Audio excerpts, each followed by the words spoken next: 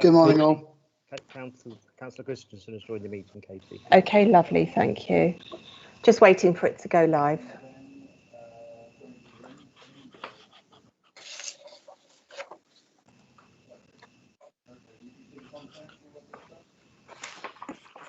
Right, we're live, Graham. Welcome to the December meeting of Buckinghamshire and Milton Keynes Fire Authority. I would like to start by confirming that this meeting is being live streamed on the Buckinghamshire Fire and Rescue Service YouTube channel. Following the meeting, a recording will continue to be available on this channel, and it is also being recorded should there be any technical difficulties.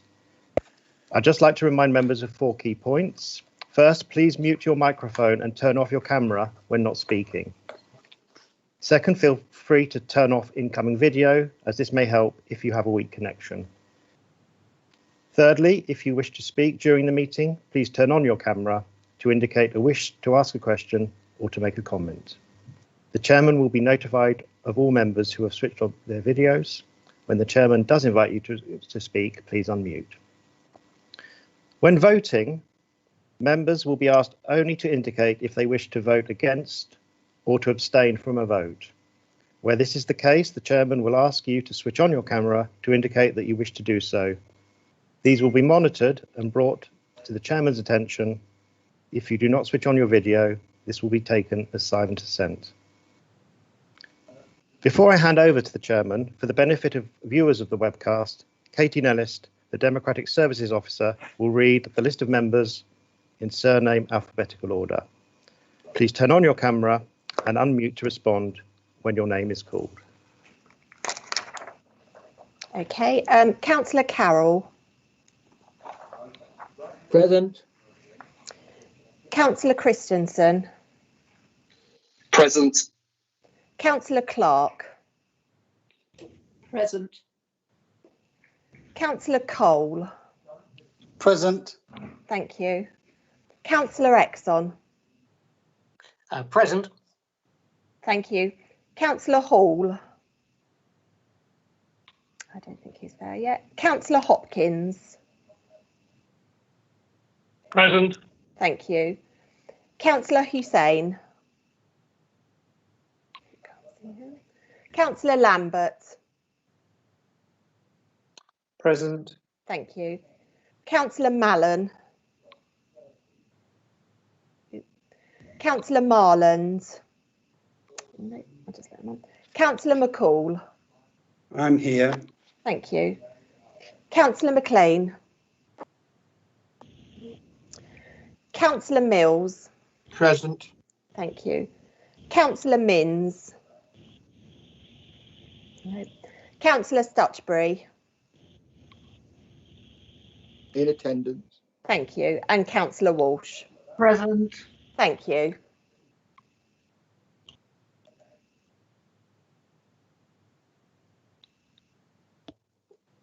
Thank you very much indeed, Katie. Could you tell us how many people are not present that were invited to attend this meeting, please?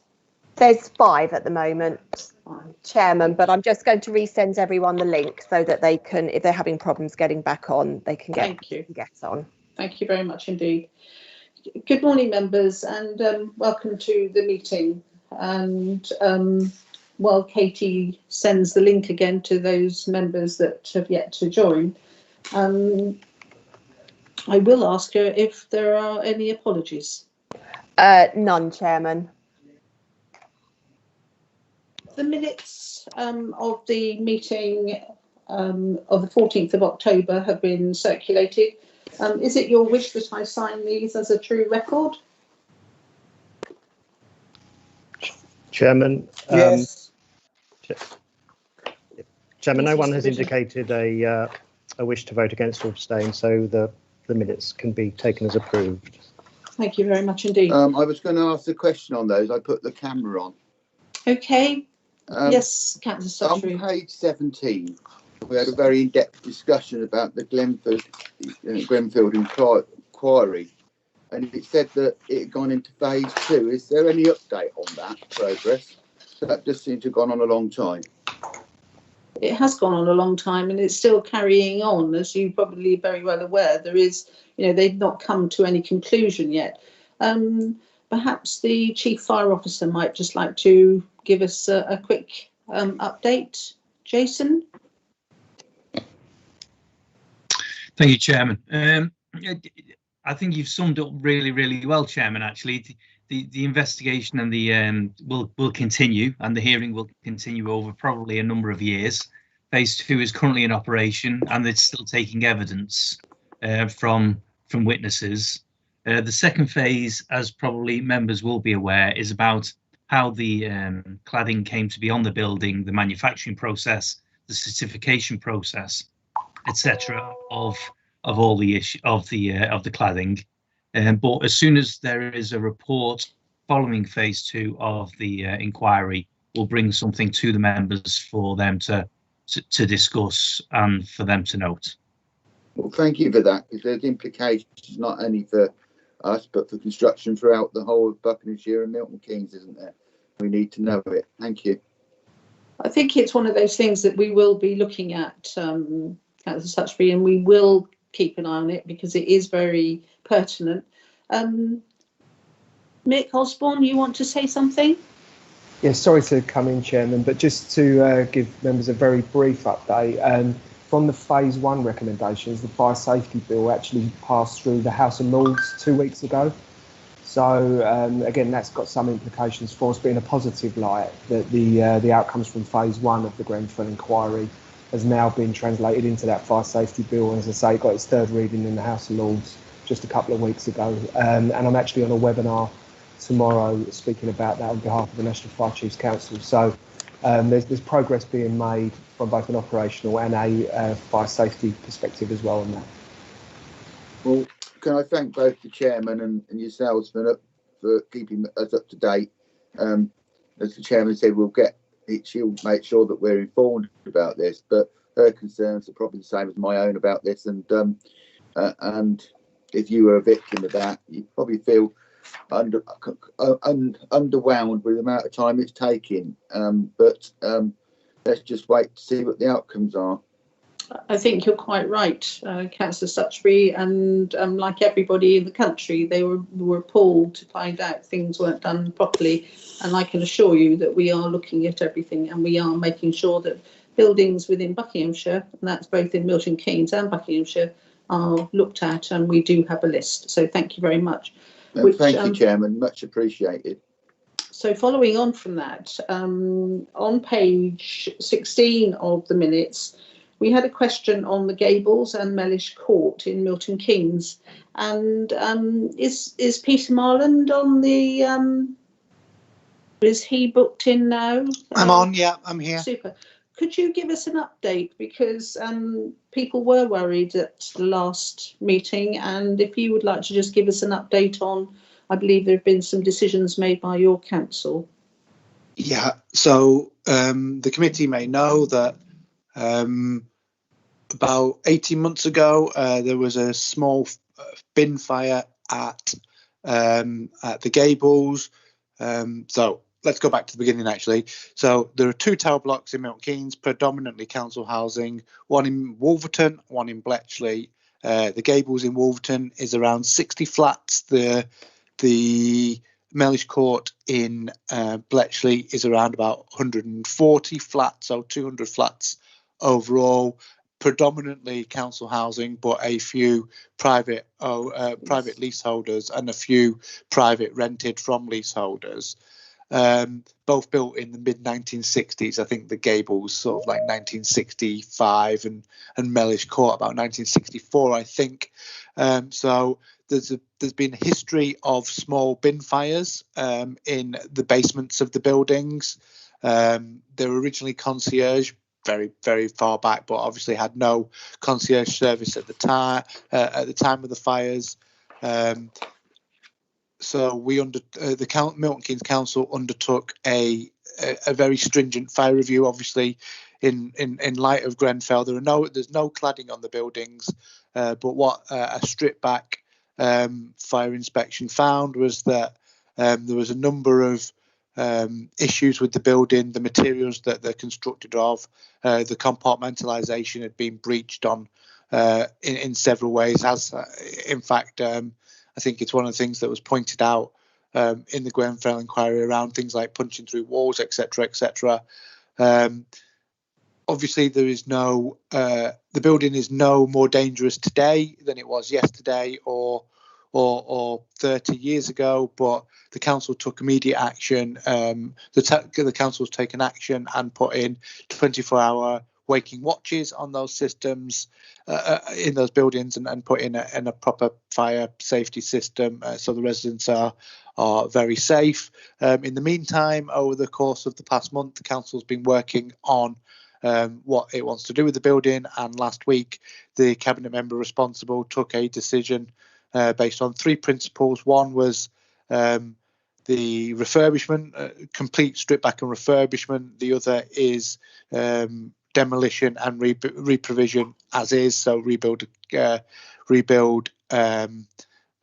either as flats or in a different model, or dispose of the site.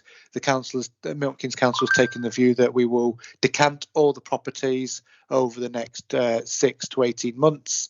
The problem with that being we currently have 900 families in temporary accommodation already. So obviously there is a over demand and under supply of accommodation, but over the next period, people will be decanted as quickly as possible, and the council is currently undertaking a Section 105 consultation, but I've also extended that to leaseholders who are not statutory consultees, but we've decided to do that on demolishing the building and reproviding it in some way through the HRA. But in the meantime, the Waking Watch will continue, and the residents' safety is paramount. I hope that's helpful. Thank you very much indeed. I think, because it was an item that was discussed quite fully, I thought it was fair that, we had an update on that. And I think that probably gives people it gives them some sort of understanding that what you're having to put into place, and also takes away some of the concern that we had. So I do thank you for that. And I will move on. Thank you very much indeed. In the same item, the agenda item, there was a letter that was going to be written by the Chief Fire Officer in the resolutions, and that is still in hand and being dealt with now. So with those 2 updates on the minutes, are you all happy that I sign them as a true record? And I assume that everybody is there because it's incredibly quiet. That's carried, Chairman. Thank you very much indeed. We then go to agenda item 4, the Chairman, 3, which is disclosures of interest. Are there any disclosure of interests other than have been already sent to the monitoring officer? No. So we then go to agenda item 4, and that's the Chairman's announcements. And you have already seen the Chairman's announcements, where there were 2 incidents. One on Sunday, the 16th of August, Winslow Road in Mersey, and then on Sunday, the 20th of September, in Lower Road, Stoke Mandeville. I don't think, I think I'm going to talk on behalf of all of us.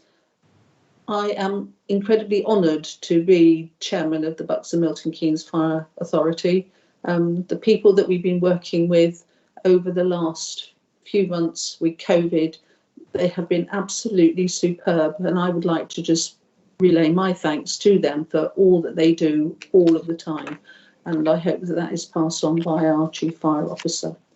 Other than the Chairman's announcements there, we will then move on to agenda item 5, which are petitions. Have we received any petitions? None, Chairman. Thank you. Have we received any questions? None, Chairman. Fine. We then go to agenda item 7, and it's agenda item 7A, and this is from a report back from the Overview and Audit Committee on local governance, ethical standards, best practice recommendations. And I'm going to hand over to Mr. Britton to take us through this item. Thank you, Chairman, members. The genesis of this report is the letter to the Chief Executives of all local authorities published in July 2020 from the Committee on Standards in Public Life about its report on local government ethical standards, which it published in January 2019. A copy of the letter is at page 25 in the agenda pack. The report made 26 recommendations, mostly aimed at government requesting changes to legislation, and one aimed at the Local Government Association to create a new model draft code of conduct after consultation with councils. And I understand that the LGA held what it was describing as virtual online roadshows over the summer months to consult with councillors on the content of that draft code of conduct.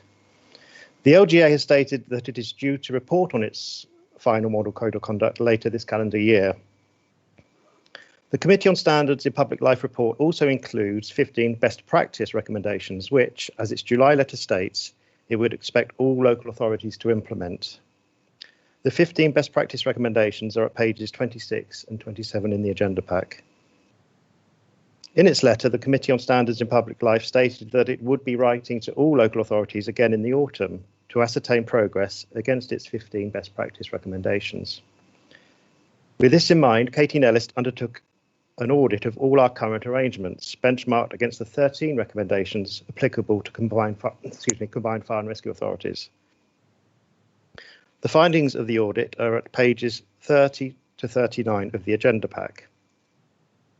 There was nothing in the findings which gave me cause for concern. However, there are some aspects of the recommendations which I invited the Overview and Audit Committee to recommend to this authority to agree. The substantive recommendations are set out on pages 4 and 5 of the agenda pack, starting at recommendation 2. The first recommendation to the authority, 2A, is that it should agree to the Code of Conduct being reviewed on an annual basis in line with the Committee on Standards in Public Life's recommendations, but this should wait until 21-22 so as not to preempt the content on the new content of the new model LGA Code of Conduct. Therefore, recommendation 2B is that the outcomes of the LGA's consultation on its draft Code of Conduct be taken into account when our own review is undertaken. Recommendation 2C is that when the Code of Conduct is reviewed, the prohibition on harassment be added to the prohibition on bullying. And that, as per recommendation 2D, definitions and examples of both bullying and of harassment be included. The Committee on Standards in Public Life report states that, whilst there is no statutory definition of bullying, ACAS, which is the Advisory, Conciliation and Arbitration Service, has codified a helpful decision as follows: offensive, intimidating, malicious or insulting behaviour, an abuse or misuse of power through means that undermine, humiliate, denigrate or injure the recipient. Harassment is defined in the Equality Act 2010 as unwanted conduct related to a relevant protected characteristic, such as age, gender, race, sexual orientation, etc., which has the purpose or effect of violating an individual's dignity or creating an intimidating, hostile, degrading environment for that individual. The Committee on Standards in Public Life's report continues. These definitions make clear that bullying and harassment are instances of serious misconduct. By their nature, they are likely to be persistent behaviour rather than one-off instances. The council should not be considered to be bullying or harassing an officer or another councillor simply by making persistent inquiries or requests for information, nor by saying something that the individual concerned simply dislikes or with which they strongly disagree. Genuine instances of bullying and harassment will fall outside the limits of free expression, but equally accusations of such behaviour should not be used as an attempt to restrict legitimate inquiries or free expression. The committee's report quotes from the ACAS non-statutory guidance, which includes a non-exhaustive list of 10 examples of bullying behaviour, including spreading malicious rumours or insulting someone by word or behaviour, exclusion or unfair treatment, overbearing supervision, or the misuse of power or position. Recommendations 2B Roman 4 and 2C also derive from the best practice recommendations.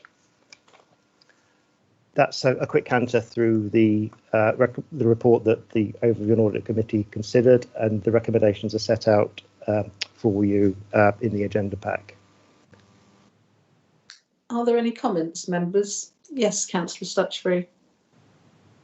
Just to thank an officer for the report, to note that the LGA findings are still to be outstanding. Would that mean there would be a revision of this if there's anything outstanding in them review that had a overbinding influence on this?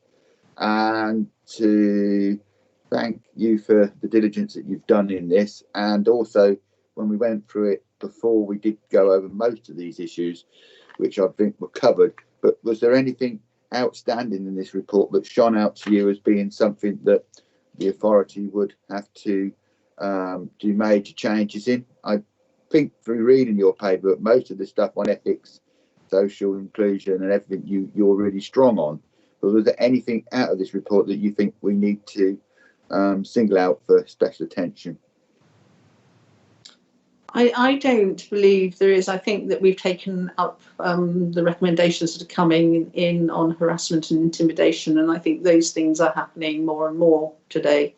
I'll ask Mr. Britton if he thinks there are any more coming down the line, but as it says that we won't be changing this till 21-22. So if anything is coming down, we can actually add it, but it will go through the normal channels of discussion through the various committees. Mr. Britton.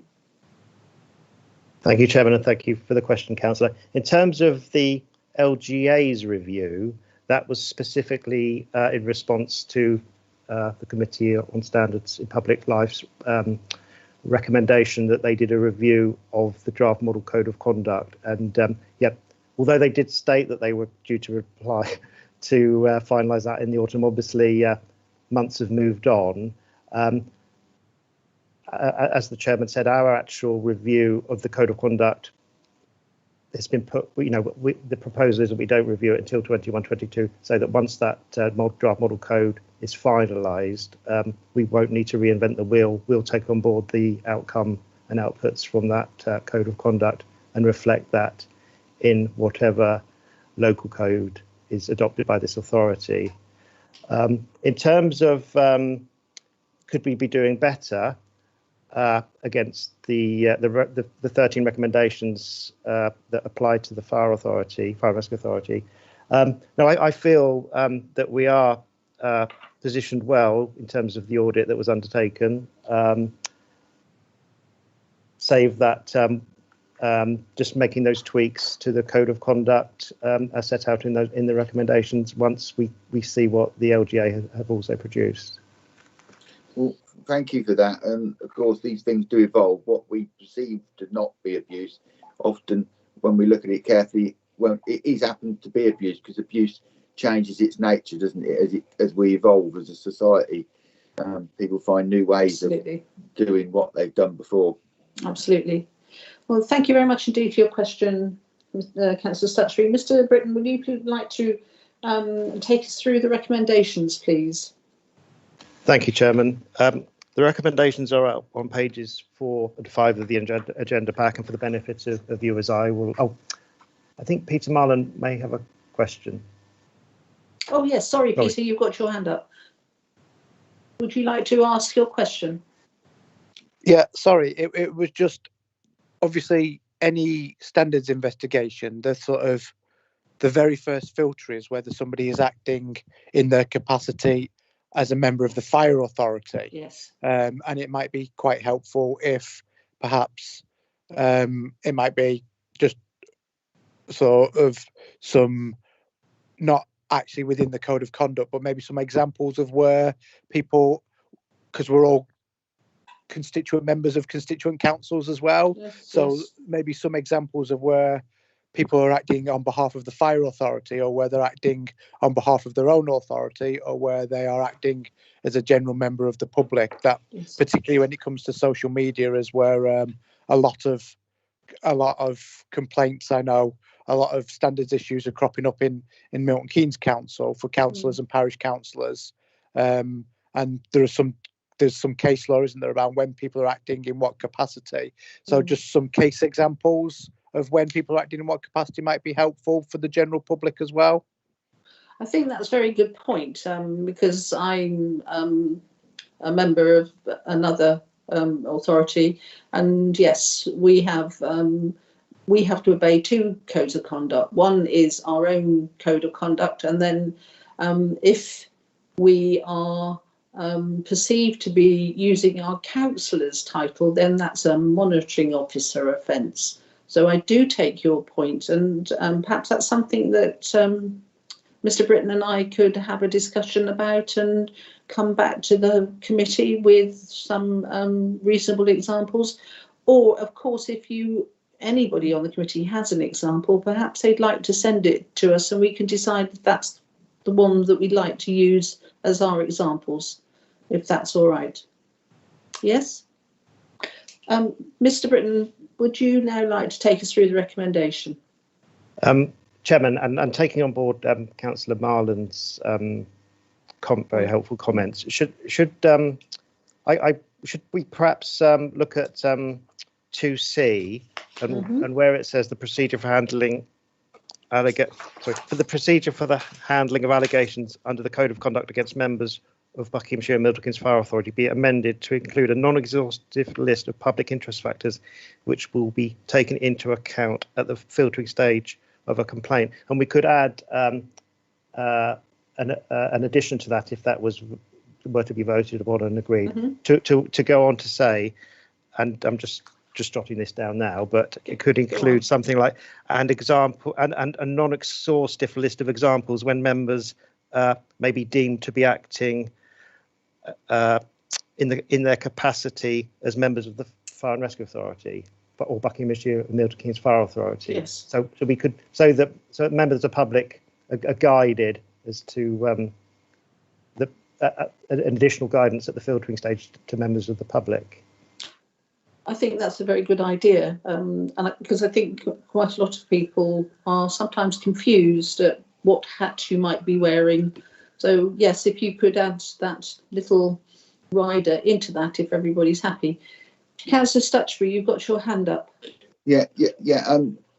Just could we premise the words I believe the chairman and Councillor Peter Mannon said about social media in there, just premise the words in there. So it's like a signal to it. It's not about making a determination about it. It's just that, as both Councillor Peter Mannon said and the chairman said, that is one of the new areas of concern. And we should put those words in there, because otherwise, when you're doing something, you could naturally overlook that, and it has become quite prevalent to people, really. Yes, we'll add that as one of the inexhaustible lists that we can put, because I think sometimes, I understand exactly what you're saying. Sometimes social media is taken out of context, and unfortunately, you then are hammered with it. So we will add that in as one of the inexhaustible lists of our list of lists. So I do take your point. Thank you. Just the words aren't there. Yes, social media. I agree entirely. Yes. Thank you. So, Mr. Britton, putting you on the spot now. No, that's absolutely fine. Would you now like to read the recommendation, which is on page 21 of the report pack and page 22?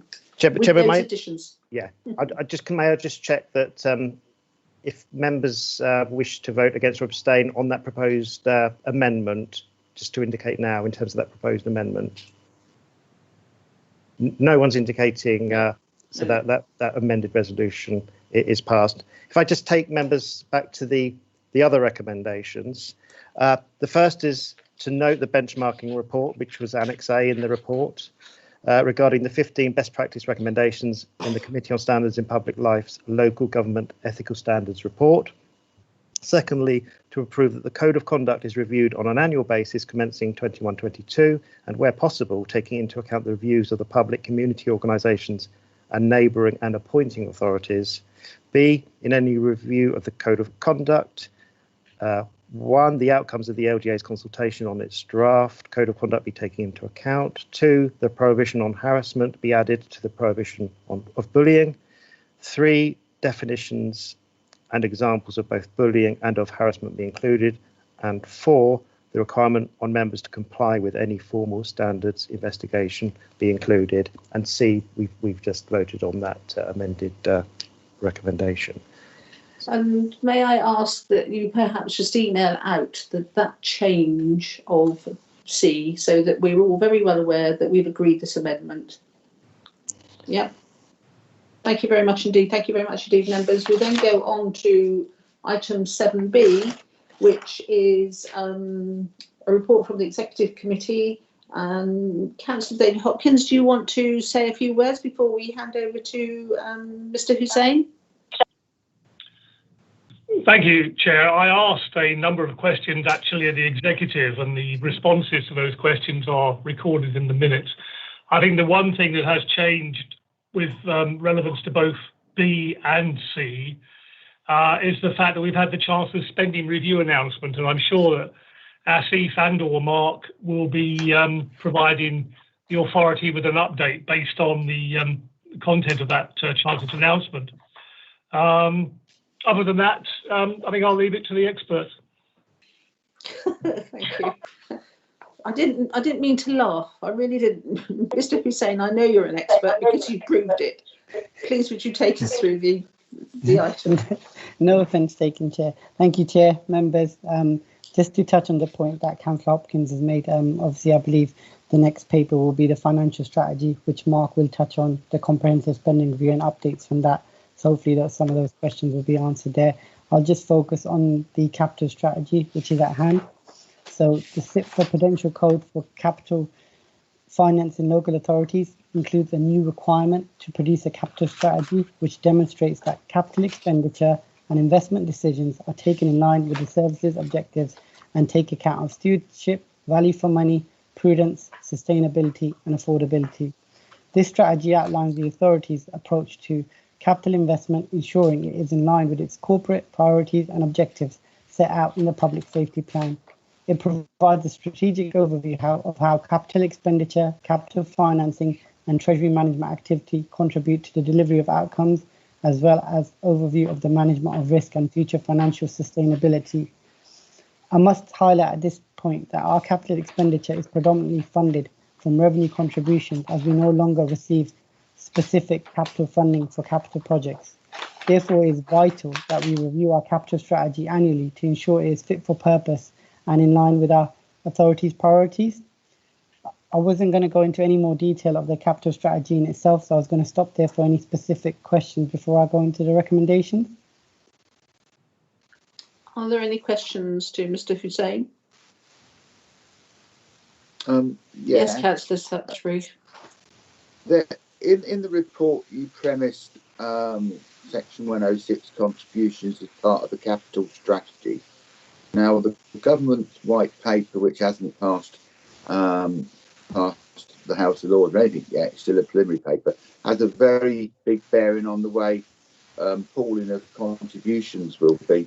Will we need to revise that? Because it suggests in the legislation, and I'm not a lawyer, but it suggests in the legislation that those sorts of monies may be pooled, which means that the whole way that we could access that money will change, and the delivery times of this legislation are very tightly prescripted over a matter of weeks, which would mean that it may not be very easy for us to get into it if the government pooling the money. Of course, the legislation may change as it goes through Parliament and be amended by the MPs better and improved by the House of Lords, but it did look at the point that we could be cut out of that as an authority, because we're not the local authorities may overtake us on that, and we would be like second choice in it, and parishes would be nowhere. But that legislation did look quite aggressive from our point of view, and I think it hasn't been reviewed in the report, and the legislation was noted and was current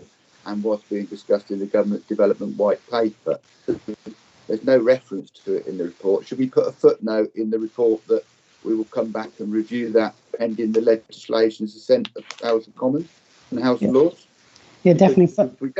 If we don't, we're rather missing something here, because the report isn't complete without that information in it, because the world's changing.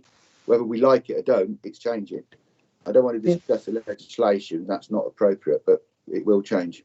Yeah, definitely. I think that's a really good question. First of all, I just need to stress that we're not heavily reliant on Section 106 grant. So in the strategy in itself, you'll note that I've clearly detailed that this year alone, we were looking to receive 136k. So this strategy is as relevant as it is now. I wouldn't want to disregard Section 106, because currently we are receiving some Section 106 funding from Milton Keynes Council. And as I've said earlier in the strategy, I believe we will be reviewing this annually. So with legislation changing, my suggestion would be to review it again next year, as suggested, and then to update accordingly. But I wouldn't want to remove anything in relation to Section 106, as we currently are receiving it. But I'm happy to take any other comments or suggestions. Could I just ask that we record that it's going to go either to the audit committee or some committee once we know the outcomes of it? We can't predict the outcomes of it, but we must record that we're going to look at it. And if it has Councillor Stutchbury, we do review everything like that, so do not fret. It will be dealt with, and our officers are on the lookout, because anything that we can bring in to the authority's financial outputs or inputs are very, very important. So please do not worry that we will not take that on board. The other issue that we also need to look at is community infrastructure levy, although I know that's going to be changing somewhat. But those are the things that we are asking questions about to the LGA, because we think that we should be a recipient of Section 106 monies or community infrastructure levy monies. So please do not worry. It is something that is on the agenda and we are looking at it. I'm as reassured. Mr. Hussain has said, we will update our policies as and when we have to. So please do, be assured that we do look after this. Thank you, Chairman. You reassure me, and it wouldn't be me if I didn't ask with it. Thank you. No, it wouldn't, would it? So we go back to the recommendation. Councillor Marland. Sorry, Councillor Marland. Sorry, I don't disagree with the strategy. I think it's good. The only point I would add is, as a board member of my local enterprise partnership, and sort of with all the money that is likely to come through capital schemes in the next couple of years, it may be just worth over the next few months and just reflecting on the fact that government wants shovel-ready schemes as quickly as possible, and sort of some of the big, more strategic schemes that we have around being able to bid either through LEPs or those pots of money that are coming, because sometimes, obviously, I mean, you've just said around we are reliant on revenue to fund capital, but obviously any money, like you've just said, Chair, that we can get in from outside is much better, and it's likely that those strategic schemes, there may be a window for shovel-ready schemes in the next few years. That's a very good point, and I think perhaps what we should be doing is now talking to our LEPs. So we have the Bucks and Thames Valley LEP, and we also have, I believe it's SEMLEP that Milton Keynes belong to. Is that right? That's right, Chair. Yeah. So perhaps that's an outcome from this, that we will talk to the LEPs. Yes, Councillor Stutchbury. Just through that, correct me if I'm wrong, and I know you will.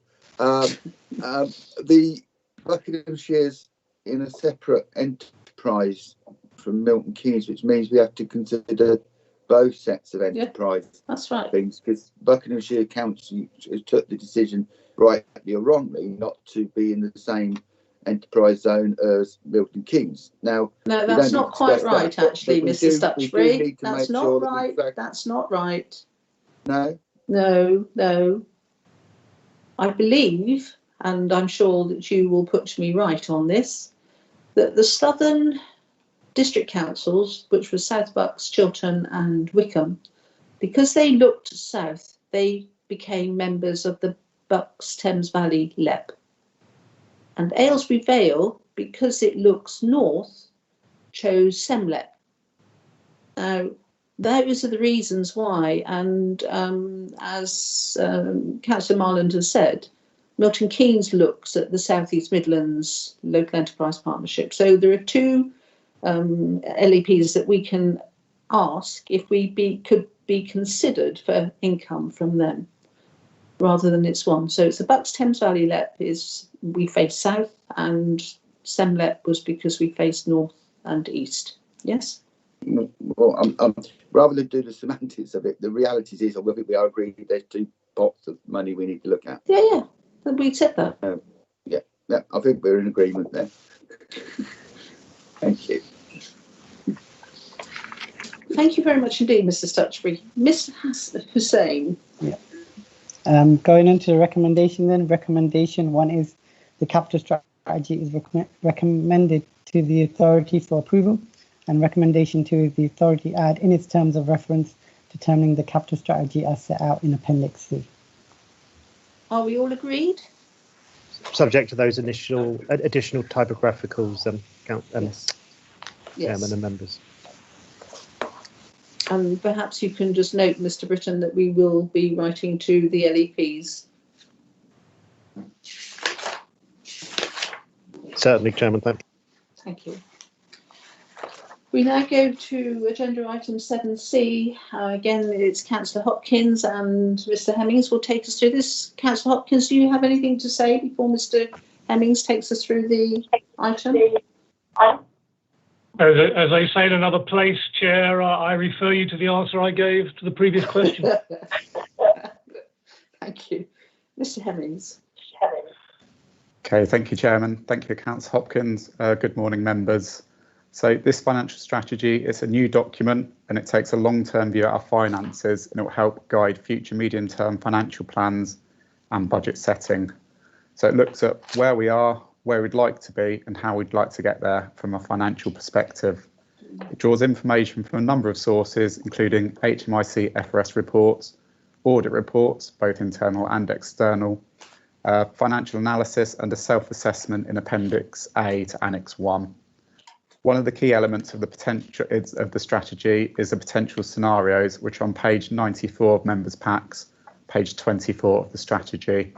So here it looks at a number of scenarios, including an optimistic, a no change, a pessimistic scenario, and a reasonable worst case scenario. And perhaps I'll come back to these at the end of my presentation in response to Councillor Hopkins' question earlier around what's changed since the comprehensive spending review announcement the other week. What should be noted is that on the previous page, so page 93 of your packs, or page 23 of the strategy, is that these scenarios are informed, or the responses, I should say, are informed by the consultation we took with the public when doing the public safety plan, or the IRMP. So we asked the public at the time, okay, if we don't have more funding available, what would you like to see us do? So the responses range from we'd like to see an increase in council tax to help fund the service, to reducing immediately available appliances, to worst case, okay, if you have to, then the worst case would be you have to close stations. So the responses to potential scenarios are informed by that. And that helps to address one of the concerns that HMIC raised, and one of the actions and recommendations they made was that we should consult with the people of Buckinghamshire and Milton Keynes on options to have the most efficient and effective response against the financial environment in which we operate. It should also be noted this financial strategy now includes the reserve strategy, which starts on page 99 of your packs, or page 29 of the strategy. And the figures in this are based on the no change scenario. What is important to note, however, is that potentially up to £1.75 million of reserves could be reallocated if there was a significant shortfall in funding anticipated. So whilst that should give members some reassurance about our short-term financial position, it should be noted that once those have been used, they can only be used once, quite obviously. I think the strategy, the main focus of it is the action plan, which is on page 90 of your packs, or page 20 of the financial strategy. So that highlights key actions we're going to take over the next 5 years as a result of undertaking all this analysis. So some of the key actions include undertaking a value for money review with an external provider. We've been working closely with other fire authorities to come up with a system for that.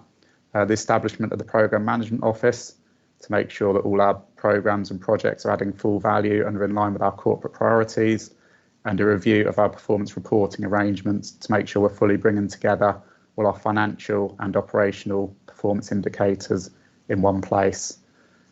One thing I will touch on, there was a question raised at the Executive Committee and it's presented around interest receivable.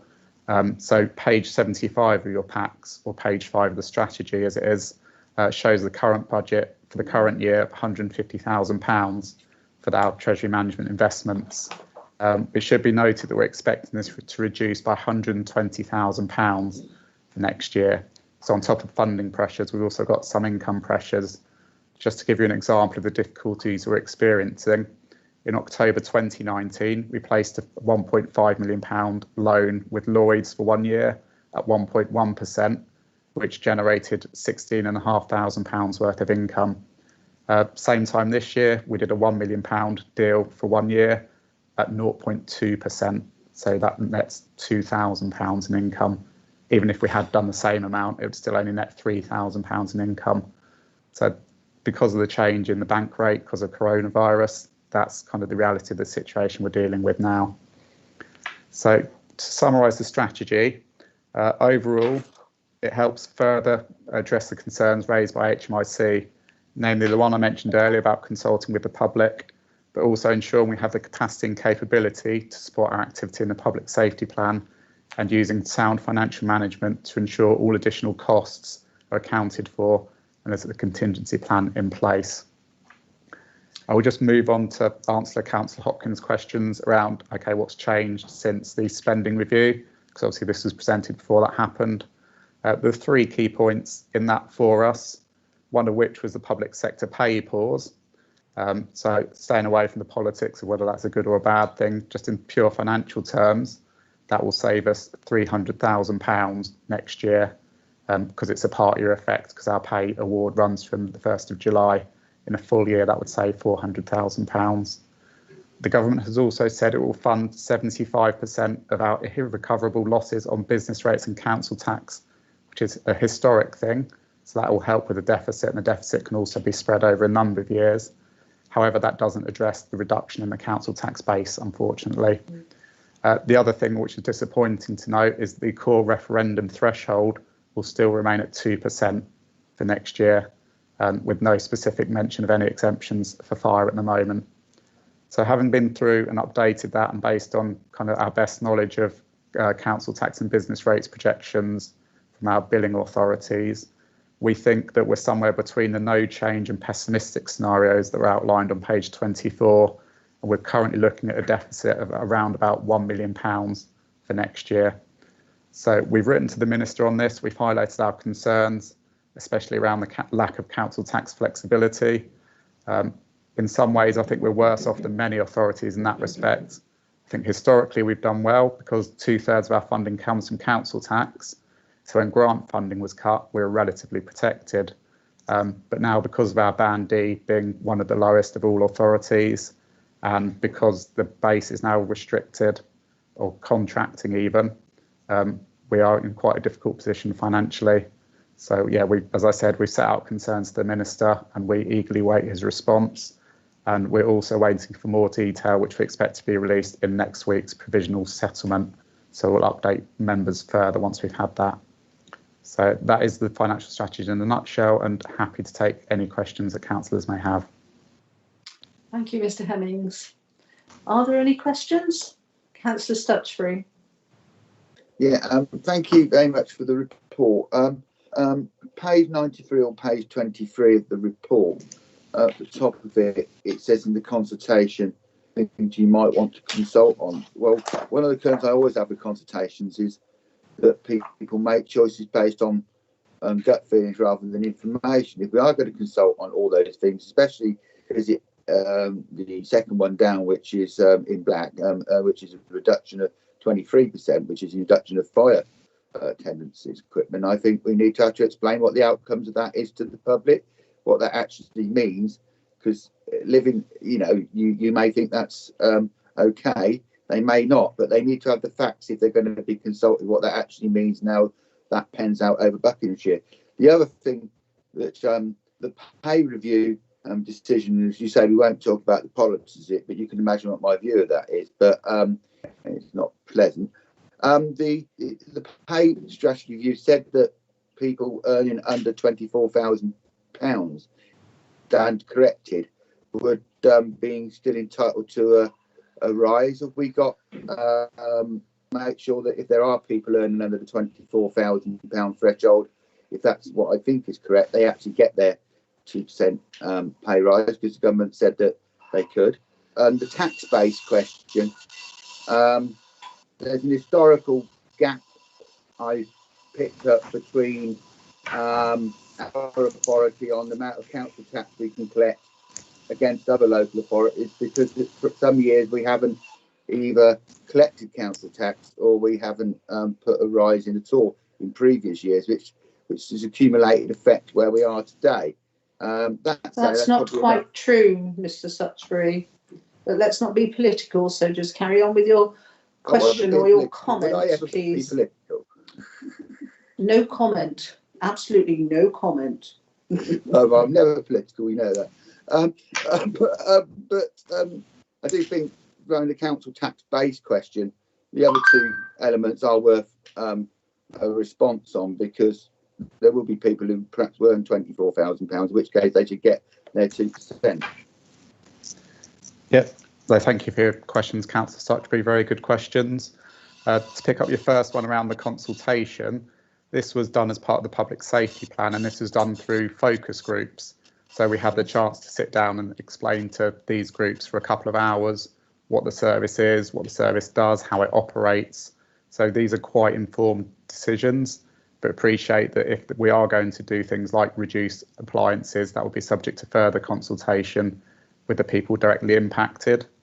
In terms of their response on council tax, this is kind of an educated response, having been able to give them information about our financial position and kind of the cost pressures we face and the implications that it would have if we didn't do that. The authority does always have the option, if it wants to go over the threshold, of having a referendum to do that. Unfortunately, with a referendum, it is a prescribed question, and you do not have the benefit of being able to do all that education first. It is a very simple yes or no question. It's something the authority has debated in the past. It may be something the authority wishes to consider again at a future point in time. So we can certainly bring that back if that's something we want to look at. In terms of pay around the 24,000, yeah, you're very correct. That's based on, I think, the median public sector earnings. And we've already done a bit of work to see what that would look like. We've identified the individuals affected. So we will certainly be complying with that directive from government on that one. So they will be increased in their pay. And just on the tax base, it is kind of, we are where we are with that one. The minister has raised an issue saying you've kind of put yourself in that position. Our response to the minister was, we've taken those decisions based on the information available at the time. However, we now are in a position where we need to increase our council tax by that amount. And that's the representation we've made back to the minister in our letter, which we wrote this week, and await his response. Well, thank you very much for them, frank and open responses, and we will carry on questioning and looking at these things. Thank you. Councillor Marland, you've got your hand up. Yeah, thank you. One question for you, Mark, and the other for you, Chair. Firstly, Mark, can you just confirm for the rest of the because obviously we have our executive meetings, and I also have a meeting with the Chair, that the cost of a council tax referendum is about £600,000. Yeah. And obviously, if it was to fail, that's money that we couldn't recover and would effectively half the amount of reserves that we have in the authority, because we've not budgeted for that.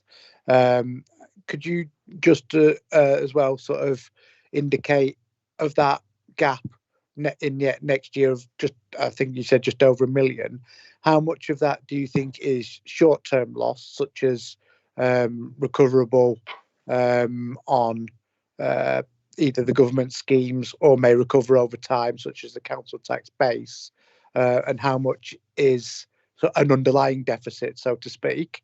And to you, Chair, I'm sure you agree with me that we do support a rise in pay for all our staff, but that would have to be fully funded by government, and it's not this authority's choice not to give a pay rise to our hardworking staff. The government effectively have given a flat cash settlement to us and have said that other than NHS workers, public sector workers, which includes fire service, won't have a pay rise this year.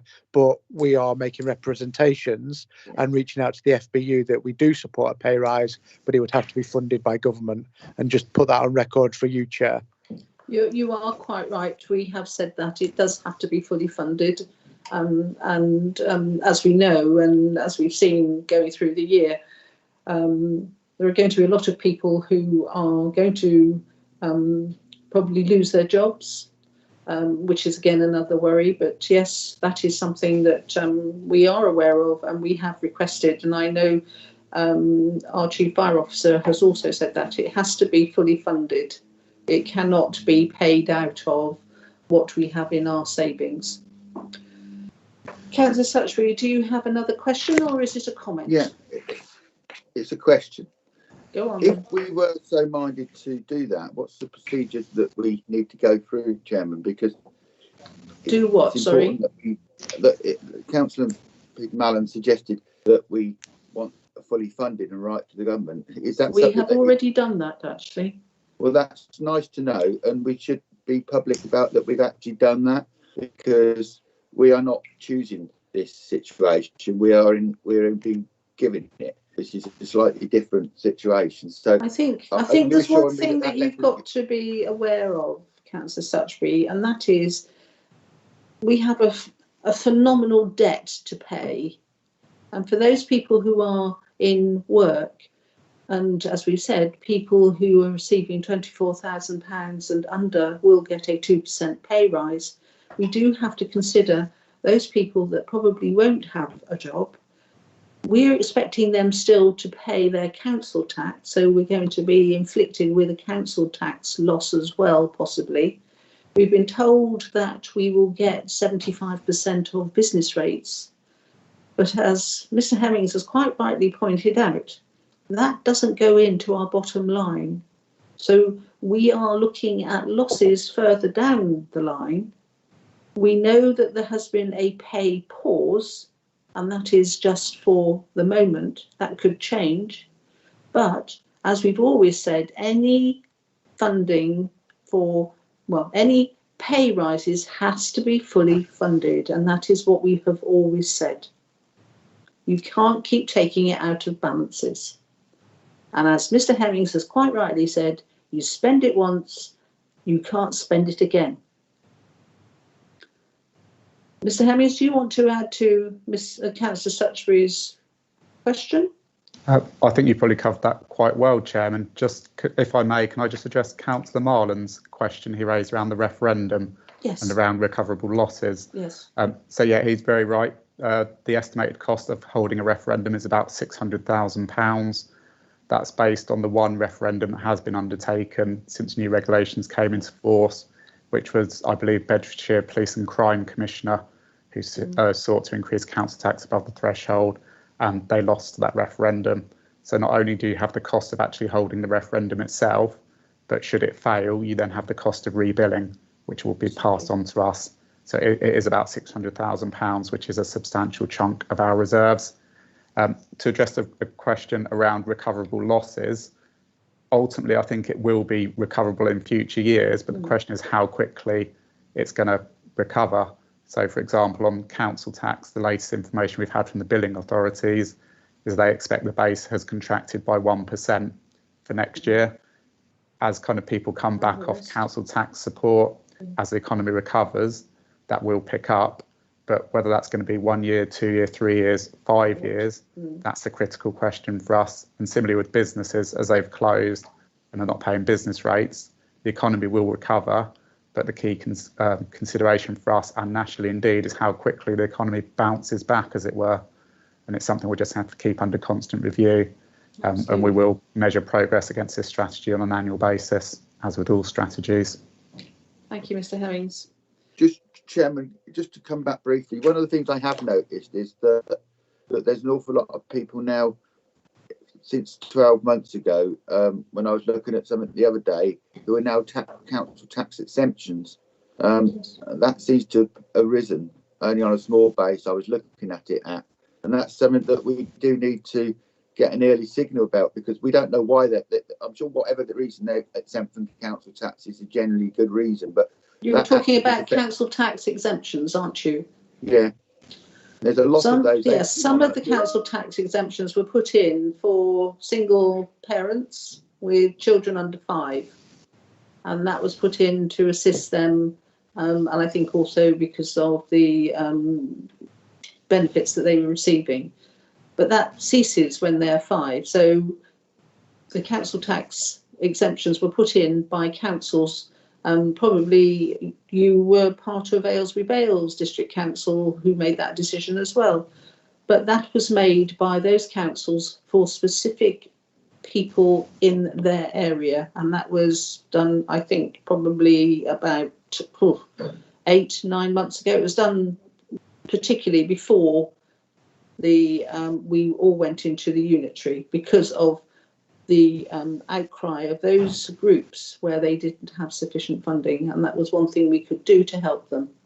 I think right. The reason for doing it was correct, but I'm saying it has right. That argument isn't an argument or a discussion. It's just that it has gone up, and that will affect our bottom line, won't it? That is taken into account in what we're actually given. Can we please go to the recommendation on page 68 of the pack? Mr. Britton, will you read the recommendation, please?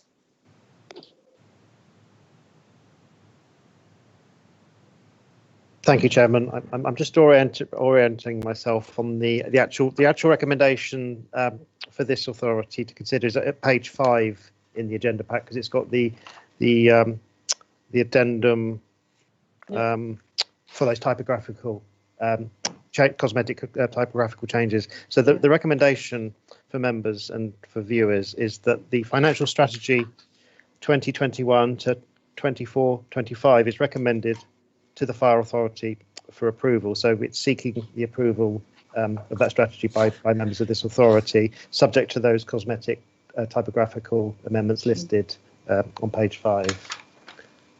Are we in agreement with that? Doesn't seem to be anybody against. Chairman, you're correct that no one has indicated a wish to vote against or abstain. That recommendation is carried. Thank you. Thank you very much indeed, Mr. Hemmings, for your input on that item. We go to item 8 now. Item 8 is the independent persons. And as councillors, I'm sure that we're all very well aware of an independent person and that we have to review their membership. And this is what we have been doing. Mr. Britton, would you like to take us through this report, please? Thank you, Chairman. Thank you, members. One of the recommendations in the Committee on Standards in Public Life Ethical Standards report was that local authorities should have access to at least 2 independent persons. My report on renewing the authority's pool of independent persons is at pages 125 to 130 in your agenda pack. Since the introduction by the Localism Act 2011 of independent persons into the local government ethical governance regime, this authority has worked collaboratively with other local authorities to advertise for and recruit their independent persons. First, in 2012, we participated in arrangements with Bedfordshire Fire and Rescue Authority and the councils of Milton Keynes, Central Bedfordshire, Luton Borough and Bedford Borough, and those arrangements were coordinated by Luton Borough Council. In 2016, Luton Borough Council again led on the collaborative recruitment process on behalf of this authority, and this time with the councils of Milton Keynes and Central Bedfordshire. This year, Milton Keynes led on the recruitment process, and 3 of our previous independent persons are reapplied. These are Dr. Vasco Fernandez, John Jones and Chris Fogden. Together with Deborah Maggs, all 4 have confirmed that they would be willing to be appointed to act as the authority's independent persons. And pen profiles of these individuals, these 4 individuals, are at pages 129 and 130 in your agenda packs. The recommendation is on page 125 and is for the authority to appoint these 4 individuals to be available to act as its independent persons for a period no longer than the 30th of September 2024. Chairman, that concludes my report. Happy to take questions. Thank you very much indeed, Mr. Britton. Are there any questions? Yes, Councillor Suchary. It's just a point of information, Chairman, to declare that I actually do know Chris Fogden, being I have been a Mayor of Buckingham as well. He's been a Mayor of Buckingham, and I noticed that his tenure there. It's just for the record that I do know him. I think that's a correct statement. We've shared similar office and been a similar curtilage. It'd be wrong to say otherwise. For the record that I know him. Thank you. Thank you. Councillor, you're right down in the corner. I can't see you. Yeah, it's Councillor McCall. Sorry, Councillor That's McCall. okay. Councillor McCall. There's so many people on the screen, it is difficult to see. If it is appropriate to declare, I know the first 2 on the list as well. Thank you. I take it then, Mr. Britton, should there ever be a problem, that neither Councillor Suchary or Councillor McLean will be using the 2 or 1 or 2 people they know. Is that right? Chairman, that's right. And conversely, if I were to consult any of those individuals, they would recuse themselves from their involvement as well. I've no doubt about that. Thank you very much indeed. Thank you. I just wanted to make that clear. Thank you. Public life, and it's probably best to be open about these things, isn't it? Absolutely. Thank you very much indeed. Ms. Chart, are you wanting to say something about this, or are you waiting for the next item? You're on mute. Okay. Thank you very much indeed. Would you like to take us through the decision, please, Mr. Britton? Thank you, Chairman. The recommendations are that it is recommended that the following persons be appointed to serve as independent persons for the authority until 30th of September 2024, as follows: Dr. Vasco Fernandez, Chris Fogden, John Jones and Deborah Maggs. If any member wishes to vote against or abstain, please indicate. Other than we know, you're on mute, Councillor Suchary. Can I just record that I'm abstaining on that vote? I think it's better that I do. Thank you. Thank you. I don't believe you need to do that. You have actually informed us of the knowledge of at least one of these people. I don't believe you need to abstain if that is the reason that you're abstaining. I just prefer to. That's okay. Okay, fair enough. Thank you very much indeed. So 1 abstention, Mr. Britton. Thank you. That's carried. Thank you. Thank you.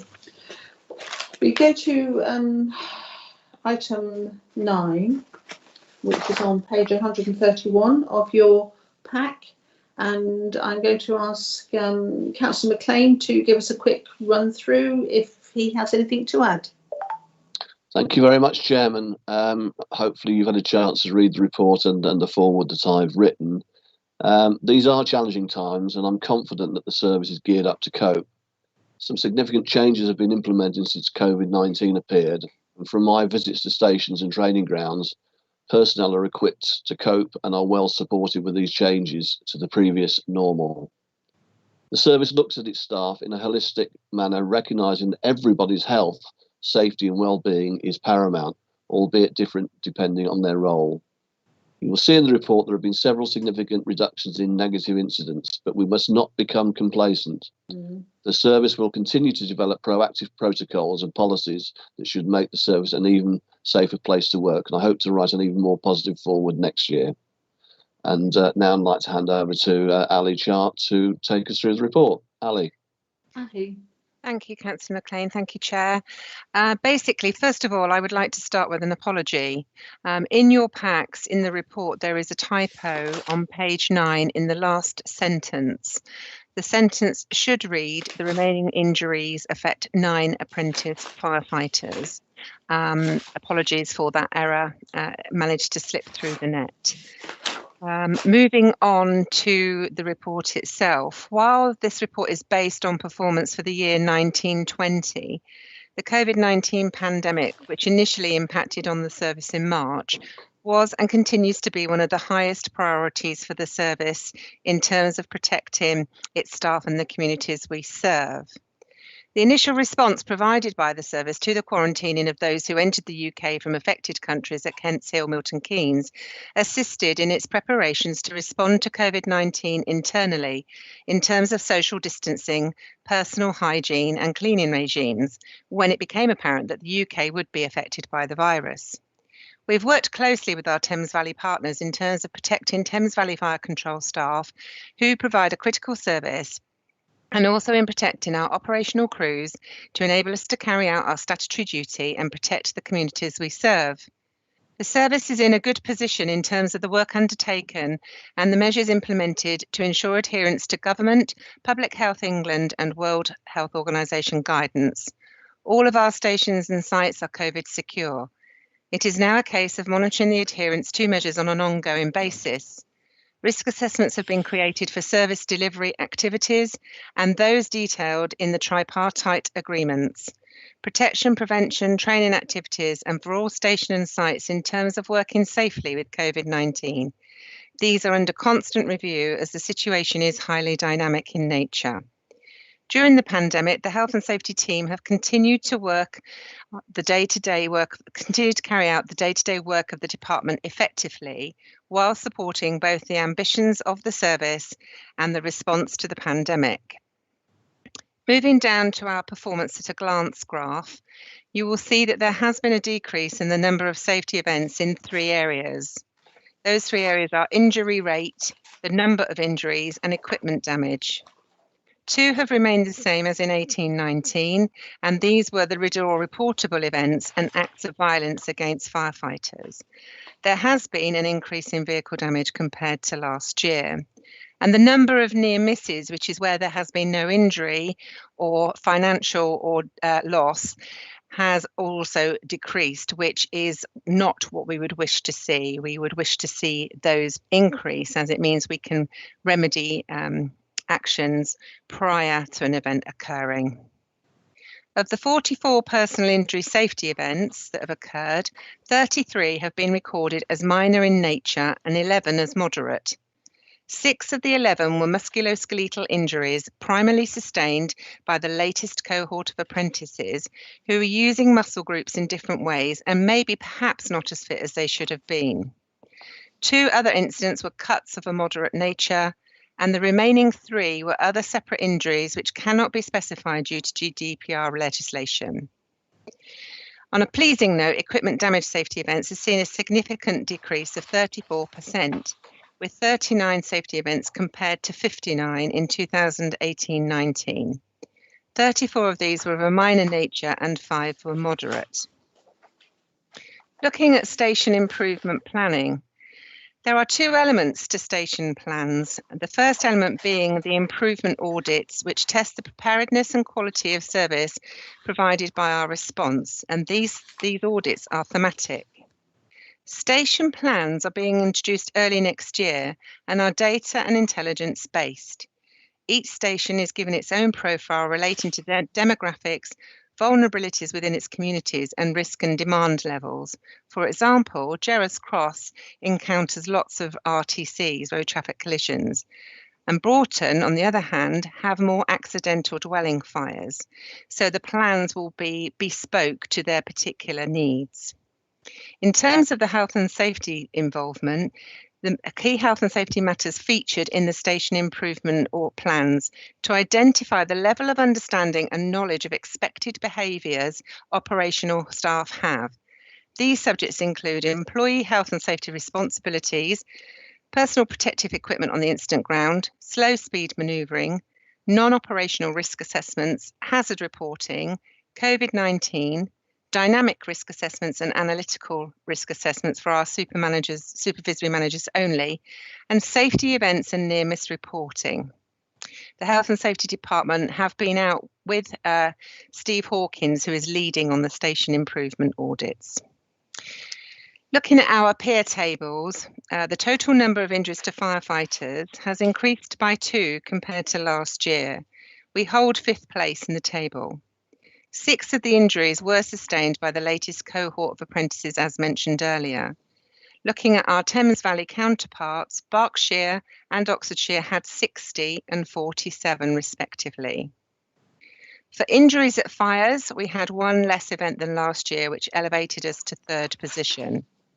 Routine activities is our worst performing area. We hold 7th position with one more safety event than last year. Familiarity with the activities and the fact that lack of attention features often in the root cause of these events are contributing factors. The station improvement audits may assist with refocusing operational personnel when carrying out routine activities. And the health and safety team are also preparing next year for a programme of education around lack of attention in terms of safety events, and a behavioural safety culture survey will be run towards the end of 2021. Looking at over 7-day injuries, we have 4th position, which is the same as last year. Unfortunately, major injuries were the same as last year with 0. For training activity injuries, we hold 5th position with one more event than last year. Again, this is due to the injuries sustained by the latest cohort of apprentices. In terms of special service calls, which take into account incidents such as road traffic collisions, we are top of the table again with one more than last year. Cambridgeshire had 21 and are at the bottom of the table. In terms of health and safety training, a fire warden course for 3 services at the Blue Light Hub, so ourselves, SCAS and Thames Valley Police, have been carried out to ensure that there is sufficient capability to provide cover should there need to be an emergency evacuation. We have undertaken fire risk assessor training for all of our station-based station commanders and site managers, which actually was something that was highlighted in a recent protection fire safety audit. And we are trialling a new fire risk assessment currently. Lastly, I'd like to talk about the contamination projects update. So both national NFCC and FBU contaminants projects have been temporarily suspended due to COVID-19. The work that London Fire Brigade have also been doing in terms of testing and monitoring firefighters who attended Grenfell, such as hair testing, blood and urine, has also been suspended. There is still no case law in the UK that has confirmed that a firefighter suffering from cancer has been as a result of their work. There are many reasons why an individual contracts cancer. However, the FBU contaminants report has identified a link which we are going to be carrying out a gap analysis of imminently. We have implemented a PPE operational incidents clean cab procedure, which contains 4 phases: before the incident, during the incident, after on the scene, and after at station, and various measures are implemented during each phase. Eliminating contaminants posters, as seen in the report, are a reminder to staff of their responsibilities and the action they need to take to reduce potential contamination. All operational personnel issued with kit bags, which only clean PPEs to be kept. And all stations have dirty and clean areas that are to remain separate. With our new Blue Light Hub, the flow of the station moves from dirty in the appliance bay to clean elsewhere, so naturally removes the risk of contaminants infiltrating other areas. And this will actually be part of our process should we be carrying out refurbishments to stations in the future. So it's recommended that the services performance detailed in the annual health and safety and wellbeing report for 1920 be noted by members, and I'm obviously very happy to take any questions that any members may have.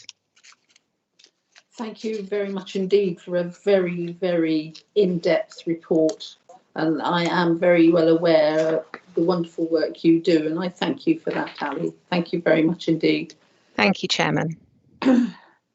Yes, Councillor Stutchbury. Oh, and then I've got Councillor Mrs. Walsh. So, Mr. Stutchbury, your question. Thank you very much, Chairman. Thank you very much for the report, Mr. Chart. The report is excellent. The one thing I did wonder about that we don't measure is mental illness and mental stress. I know we measure well-being, and there was a good section on page 145 about that, but we don't measure the mental well-being, and we all know that over and above the stresses of being a fighter, there is also the ongoing stress of COVID and the mental well-being around that.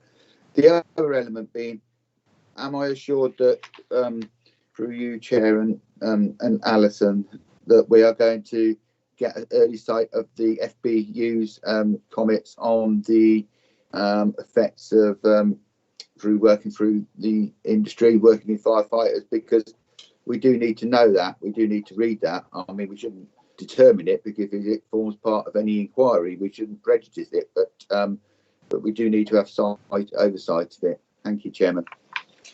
Would you like to respond to Councillor Suchbury? Alison, yes, of please. course, Chair, no problem at all.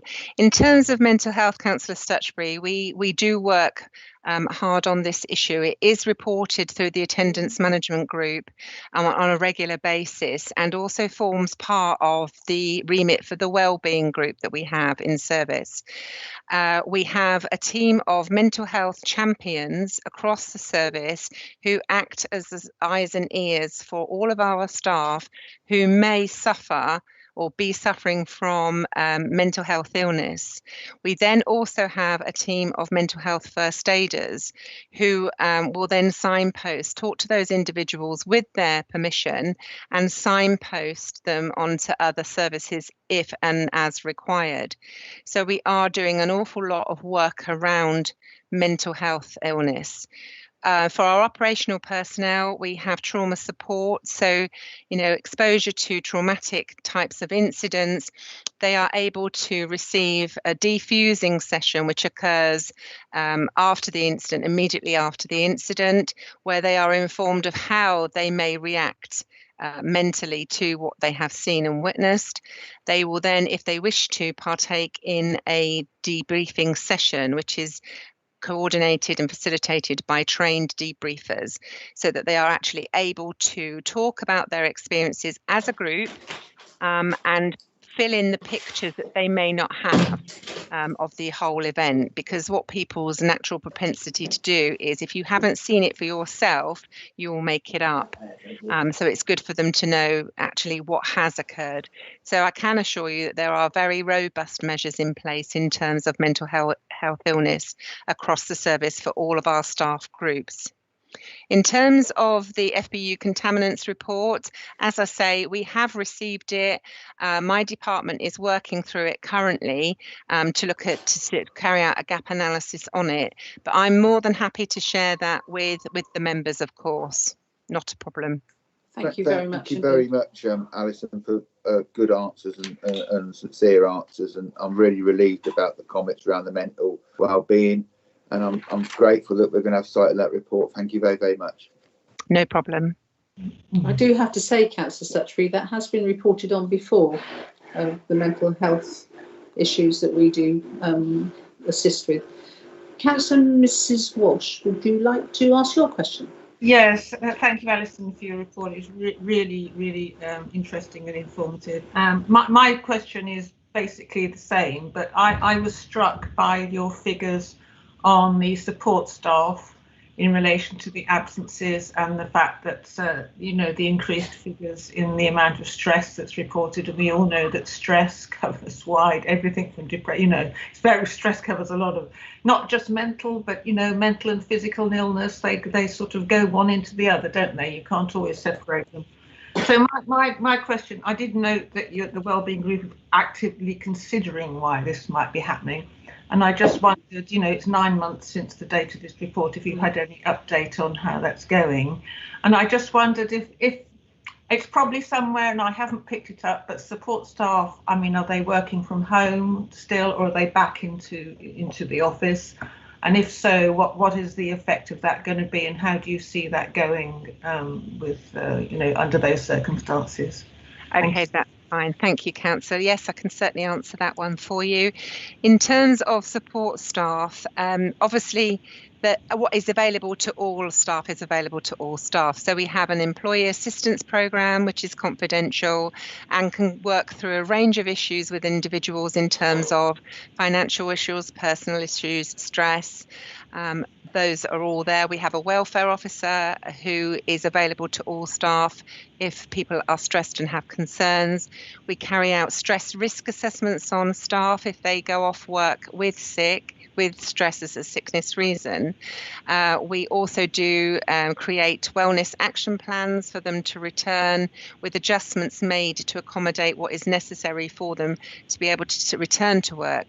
What we wish to do is to get them back into the workplace as soon as they feel able to, because it is recognised that the longer you stay out of the workplace, the harder it is to come back.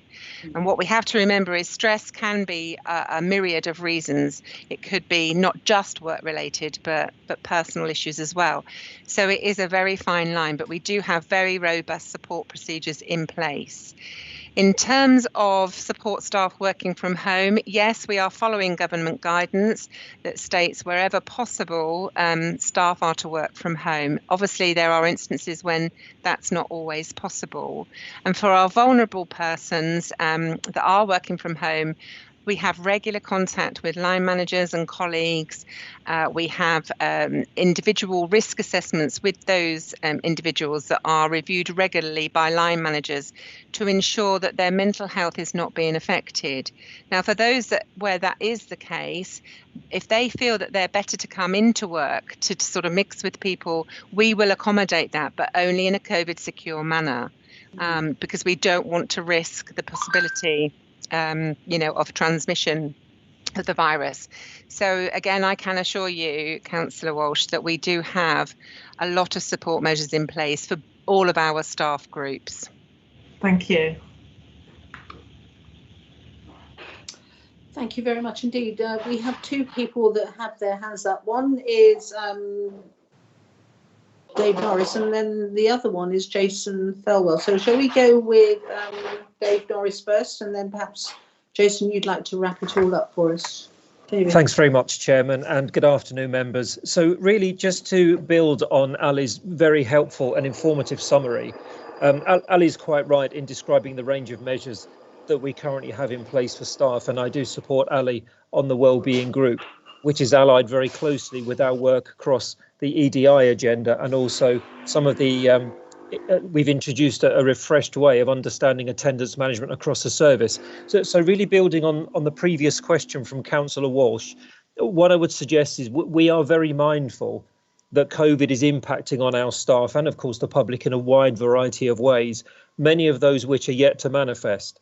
And I think it's probably fair to say that many people are still trying to understand and process their response to how the pandemic is affecting them individually and of course collectively. So we are very sensitive to how that's impacting on our staff groups. And we are trying to anticipate some of the challenges our staff will face. And we continue to be as responsive as we can to many people's changing circumstances, both since March this year and over the coming period. So really just to provide some assurance to members that not only do we have some well-established structures in place, those which we do keep under regular review and on which you heard today's report, but also to assure you that we do keep as well a very weather eye on what's happening with our staff more broadly across the organisation, and we will continue to be responsive to those needs and those requirements over the next period. Thank you very much indeed. Thank you. And Jason, can we hand over to you? Yeah, thank you, Chairman, and thank you, Ali, for an excellent report. Well done and well delivered. Yes. What I will say is that in terms of our response to COVID-19 and coronavirus in general, members will probably be aware that we were inspected by HMIC FRS in early November, which looked at a number of issues, which included obviously our response in the community, how we responded, how we made sure that our core services weren't affected, and we maintained the safety of our community as best that we possibly could. But included in that report and included in that inspection was also how we treated our staff in terms of health, safety, welfare, mental health aspects. Now that report has yet to land in the public domain and will probably be published in January next year. But I'm confident that the work that's been put in by our staff over the COVID period has been significant, and I'm hoping that that report raises some positive messages about our service and how well our service and our staff have reacted to the coronavirus and the COVID-19, in particular health, safety and welfare, and how we look after our staff. We will of course bring that report when it's ready and available to members for them to review. But that is included in that report, and once that's in the public domain, we'll let members know. Thank you. I think one of the things that you did mention in your report, Ali, was that our firefighters are attacked when they're out on call, on duty. And I think I'd like to put it on record that we do not condone that. And that if that is happening, that we do hope that it is reported to the police and that you know, these people are taken through the courts. That is unacceptable behaviour on people doing their job, and it is not helpful.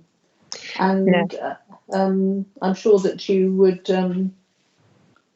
sort of take that message back. We don't condone them. Thank you, Chair. That would be useful. And just to say that we certainly do contact the police if something like that occurs. They do take action. And obviously, recently, the sentence for attacks on emergency personnel has been increased from 12 months to 2 years. So hopefully the message will actually start getting across to the public that it is totally unacceptable. Thank you. Thank you. So can we then go back to page 131 in the pack, and Mr. Britton, will you take us through the recommendation, please?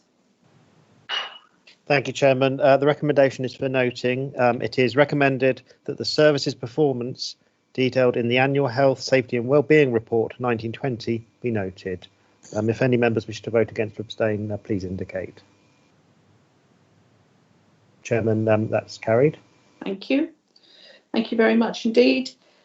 Agenda item 10 is the date of the next meeting, and that is on Wednesday, the 17th of February in 2021 at 11 o'clock. I think we all hope that 2021 is a completely different year for us, particularly now that we seem to have got a game changer. So may I take the opportunity of wishing you a happy Christmas and all the best wishes for 2021, and please will you stay safe wherever you are, keep well, enjoy the Christmas break, and I look forward to seeing you next year. Thank you very much indeed for all attending today. Thank you. Do take care, do keep safe.